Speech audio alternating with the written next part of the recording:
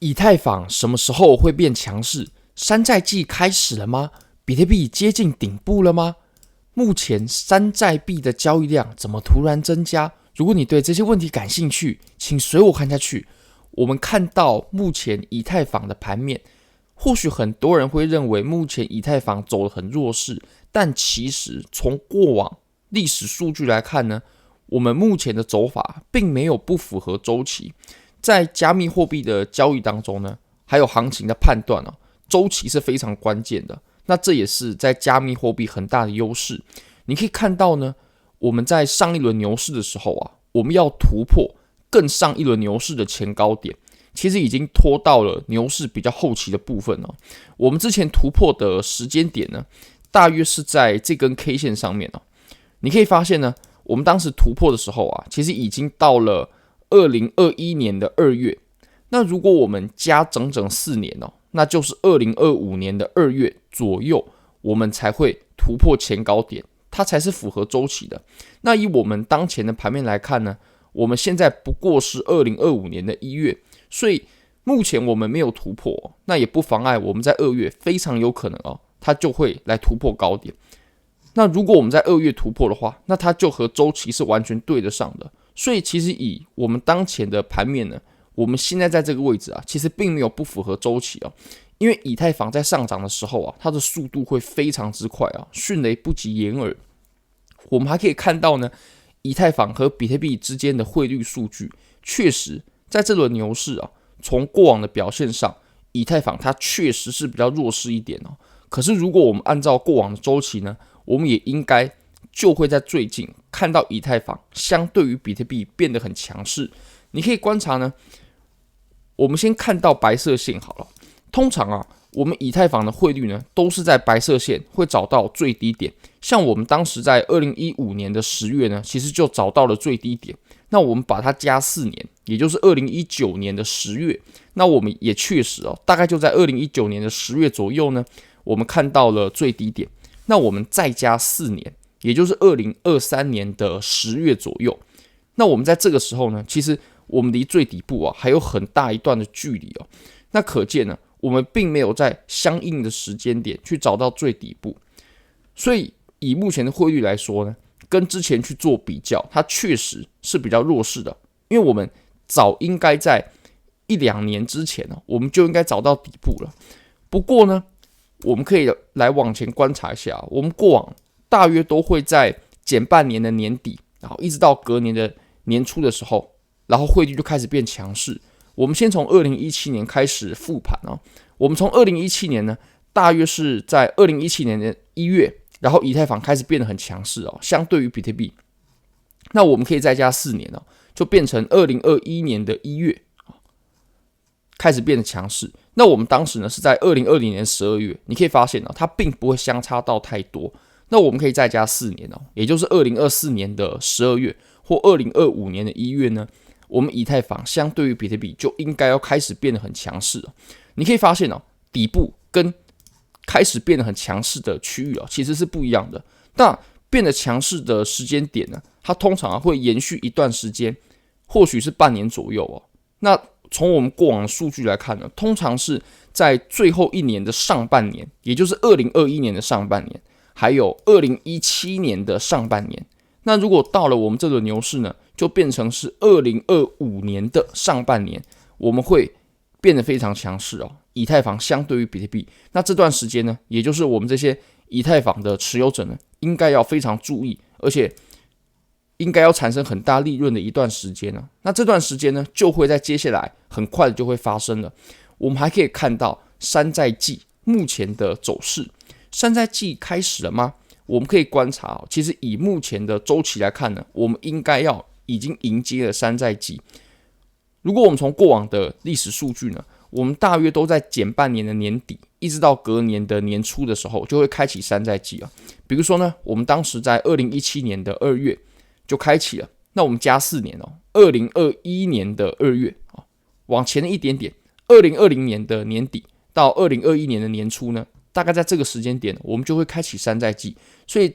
我们当时在2020年也是符合周期的。那如果我们再加4年呢，就变成2024年的12月。你可以发现我们现在呢非常接近这个时间点，所以我认为我们的山寨季呢，还有我们的最高点其实都是已经开始了，只不过我们现在呢处于小小的震荡调整当中。那这种震荡调整呢，我们在过去其实也都有发现像我们在白色圈圈画出来的区域，它在这里呢做了比较微幅的调整那这个时间点呢，我们今年大约是发生在2025年的1、2月左右。那我们再往前看我们上一次是在2021年的2、3月，其实跟现在呢发生震荡的时间点从周期来看也不会差距到太多。那我们再往前4年我们可以发现呢，大概就是在2017年的3、4月，所以我们可以清楚我们大约会在牛市的最后一年的2、3月、3、4月附近呢发生一点点的震荡。那这和我们当前的盘面基本上是完全雷同的，所以我认为我们以目前的走势呢，我们也是完全符合周期的。只不过我认为这轮牛市我们会相较于往轮的山寨季呢要缩小不少但我相信还是会发生很明显市值转移的过程的。那如果你对这些交易机会感兴趣，非常欢迎你点击影片下方的 Bybit 链接，现在只要入金$100，就送你$300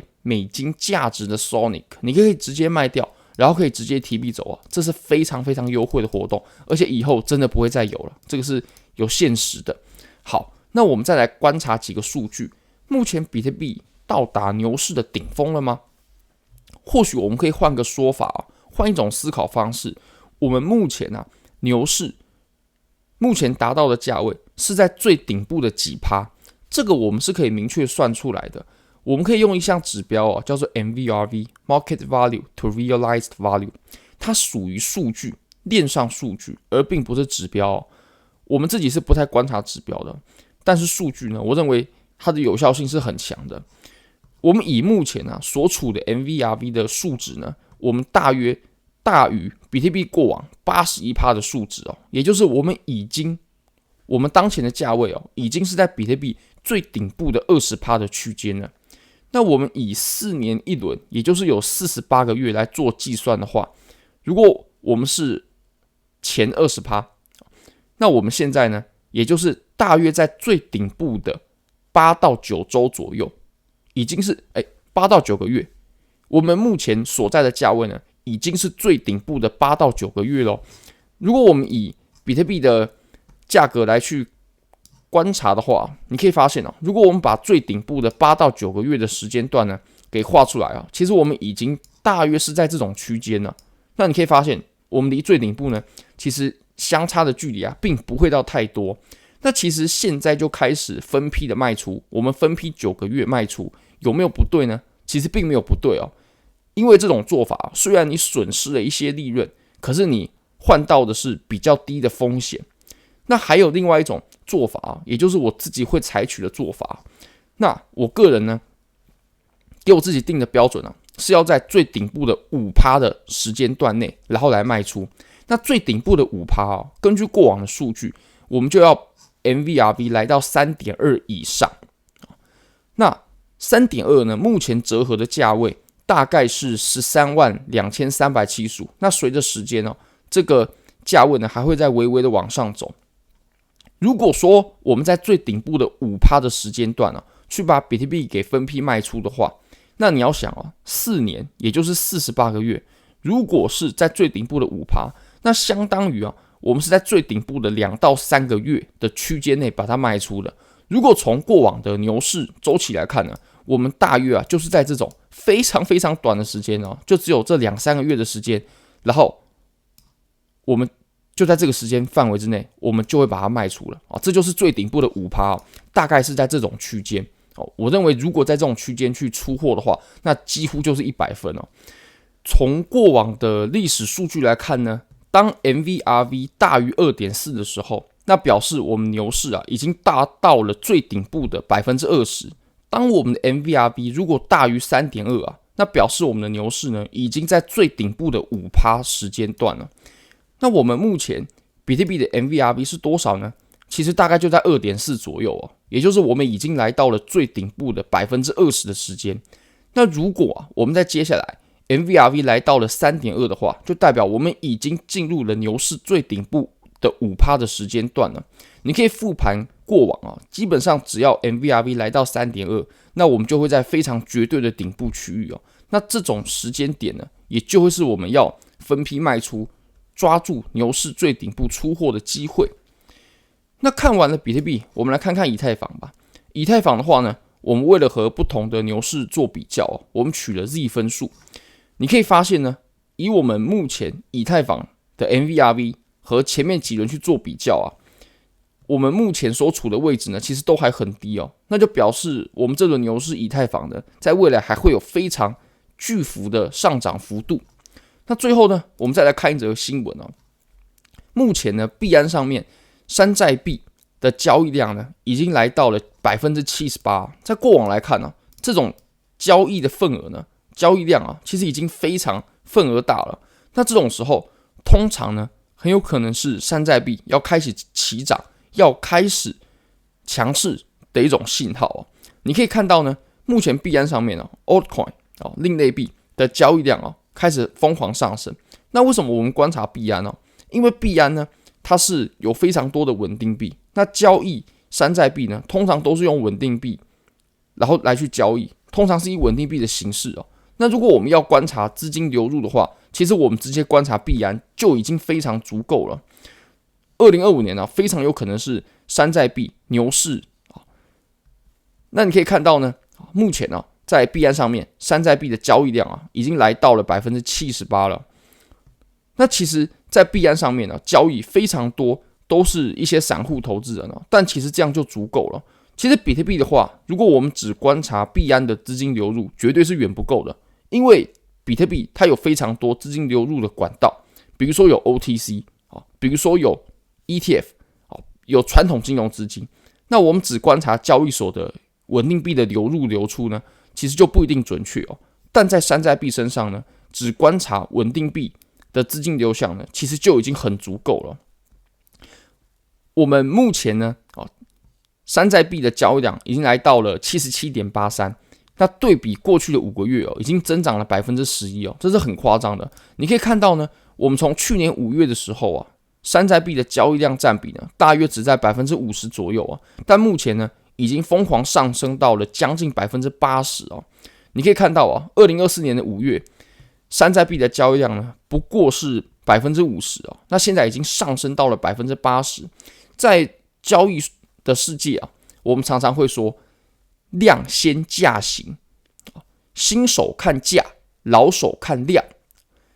通常呢，我们一段趋势要有很不错的上涨，我们都是需要配合交易量的而且